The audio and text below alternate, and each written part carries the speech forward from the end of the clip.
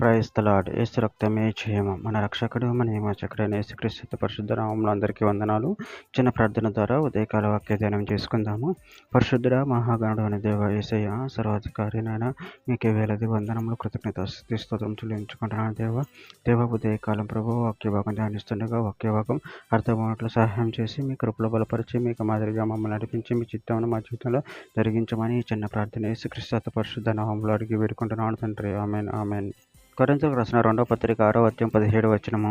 కావున మీరు వారి మధ్య నుండి బయలువెడలి ప్రత్యేకముగా ఉండుడి, అపవిత్రమైన దానిని ముట్టుకుడని ప్రభు చెప్పుచున్నాడు. ఆమె దేవుడి వాక్య భాగం దీవించును గాక. ప్రభునందు ప్రియులారా, ఇక్కడ వాక్య భాగంలో గమనించినట్లయితే, కావున మీరు వారి మధ్య నుండి బయలువెడలి ప్రత్యేకముగా ఉండి అపవిత్రమైన దానిని ముట్టకుడని ప్రభు చెప్పుచున్నాడు.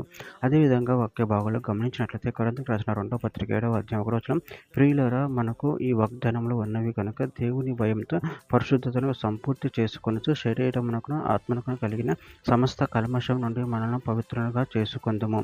హెజ్రా 10వ అధ్యాయం 11వ వచనం, కాబట్టి ఇప్పుడు మీ పితరుల యొక్క దేవుడైన యెహోవా ఎదుట మీ పాపములు ఒప్పుకొని ఆయన చిత్తానుసారముగా నడుచుకున్నట్టుకు సిద్ధపడి దేశపు జనులను అన్య స్త్రీలను విసర్జించి మిమ్మల్ని మీరు ప్రత్యేకపరుచుకొని ఉండుడి.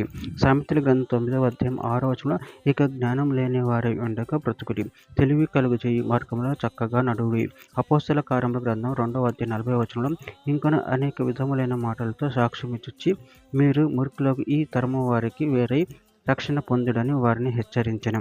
ప్రకటన గ్రంథం 18వ అధ్యాయం 4వ వచనం, మరియు ఇంకొక స్వరము పరలోకం నుండి ఇలాగ చెప్పగా వింటిని, నా ప్రజలారా, మీరు దాని పాపములలో పాలువారు కాకుండానట్లును దాని తెగులలో ఏది మీకు ప్రాప్తింపకుండానట్లును దానిని విడిచిరండి. యోహాను సువార్త 6వ అధ్యాయం 38వ వచనం, తండ్రి నాకు అనుగ్రహించిన వారందరూ నా యొద్దకు వత్తురు, నా యొద్దకు వచ్చు అని నేను ఎంత మాత్రమును బయటికి త్రోసివేయను. రోమీయులకు రాసిన పత్రిక 15వ అధ్యాయం 7వ వచనం, కాబట్టి క్రీస్తు మిమ్మల్ని చేర్చుకున్న ప్రకారం దేవునికి మహిమ కలుగునట్లు మీరును ఒకరికొకడు చేర్చుకునండి. చివరిగా ఒక మాట, పేతురు రాసిన మొదటి పత్రిక 2వ అధ్యాయం 24వ వచనం, మనము పాపముల విషయమై చనిపోయి నీతి విషయమై జీవించినట్లు ఆయన తానే తన శరీరం నందు మన పాపములను మ్రాను మీద మోసుకొనెను, ఆయన పొందిన గాయముల చేత మీరు స్వస్థత నొందితిరి. ఆమె దేవుడి వాక్య భాగం దీవించిన గాక. చిన్న ప్రార్థన చేసుకుందాము.